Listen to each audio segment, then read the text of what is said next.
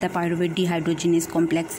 ये हमारे पास 3 एंजाइम्स होते हैं, 2 के मैंने नाम लिख लिए हुए हैं। उनमें से एक होता है पायरुवेट डीकार्बोक्सिलेज, इसको हम पायरुवेट डिहाइड्रोजिनेज भी कहते हैं। डीकार्बोक्सिलेज है, इसका मतलब है कि इधर हमारे पास कौन से 3 स्टेप्स हो रहे हैं, उनमें एक हमारे पास कार्बन डाइऑक्साइड रिमूव हो रही है एक स्टेप में।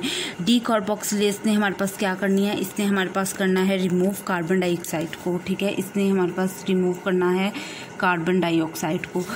दूसरा जो हमारे पास स्टेप है, हमारे पास यूज़ हो रहा है enzyme dihydrolipoyl transacetylase. Dihydrolipoyl transacetylase जो है, इसका मतलब है कि एसिटाइल कोए, इधर हमारे पास एक कार्बन डाइऑक्साइड रिमूव हो गया, अब हमारे पास कोए आ जाता है, एसिटाइल कोए आ जाता है हमारे पास। एसिटाइल कोए को ऐड करवाना है, जो हमारे पास ऐड करवाता है ना, वो हमारे पास होता है डाईहाइड्रोलिपॉयल transacetylase. Dihydrolipoyl trans acetylase, इसने हमारे पास ऐड करवाना है कोए को।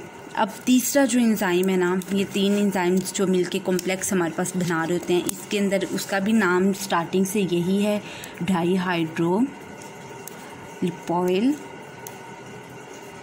डिहाइड्रोजिनेज।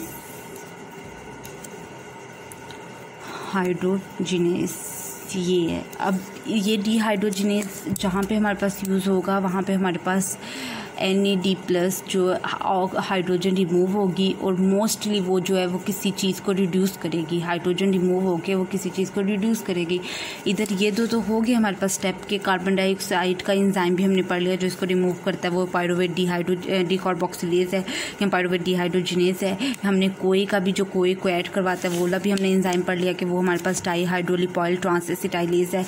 अब जो हमारे पास NADH+ है ना, इसको जो एंजाइम रिड्यूस करेगा ना, वो है हमारे पास डाईहाइड्रोलिपॉयल डिहाइड्रोजिनेज। ये हमारे पास करता है हाइड्रोजन को, हमारे पाच करता है रिमूव करता है, हाइड्रोजन को हमारे पास रिमूव करता है, और NAD+ को NADH में कन्वर्ट करता है, ठीक है। ये हमारे पास होगी, इसका एंजाइम कॉम्प्लेक्स हो गया। अब साथ ही हम देख लेते हैं कोएंजाइम्स। ये इसके एंजाइम्स हैं। अब इन एंजाइम्स के आगे से कोएंजाइम्स भी हैं जो हमारे पास होते हैं, क्योंकि कोएंजाइम किसी भी एंजाइम का वो वाला पार्ट होता है जो उसके साथ लूजली अटैच होता है, ठीक है। और कोएंजाइम जो है वो हमारे पास एक फास्ट करता है रिएक्शन को, किसी भी रिएक्शन को फास्ट करता है। एंजाइम का पार्ट होता है कोएंजाइम, लूजली अटैच होता है। सबसे पहले हम इधर देख लेते हैं पायरुवेट डिहाइड्रोजिनेज का कोएंजाइम, ठीक है। पायरुवेट डिहाइड्रोजिनेज का कोएंजाइम हमारे पास आ जाता है थायामीन पायरोफॉस्फेट। थायामीन पायरोफॉस्फेट जो है, ये हमारे पास विटामिन है, ठीक है, थायामीन पायरोफॉस्फेट। अब इसका मैं आपको साथ साथ इसके ये भी बता दूं कि थायामीन पायरोफॉस्फेट जो है, इसका ये काम होता है कि इसने जो हमारे पास पायरुवेट मॉलिक्यूल है ना, उसको पायरुवेट का जो मॉलिक्यूल है उसको मूव करवाना है, ठीक है, एक जगह से दूसरी जगह उसको मूव करवाना है थायामीन पायरोफॉस्फेट ने। दूसरा हमारे पास जो आ जाता है, ये हमारे पास डाईहाइड्रोलिपॉयल ट्रांस एसिटाइलेज आ जाता है। इसके भी कोएंजाइम्स, 2 कोएंजाइम्स हैं हमारे पास जो यूज़ होते हैं। एक हमारे पास होता है लिपोइक एसिड, और दूसरा हमारे पास यूज़ होता है कोए, ठीक है, कोए एंजाइम यूज़ होता है।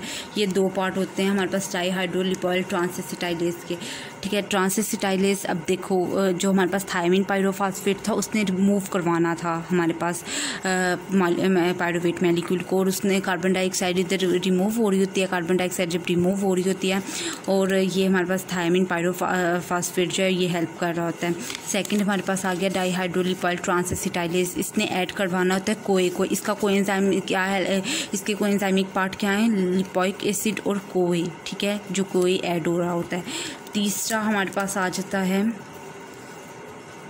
डाईहाइड्रोलिपॉयल डिहाइड्रोजिनेज। इधर हमारे पास जो NAD+ जो है वो NADH में रिड्यूस हो रहा होता है, तो इसके जो कोएंजाइम है वो FAD+ हैं और NAD+ हैं। ये इसके दोनों कोएंजाइम्स हैं।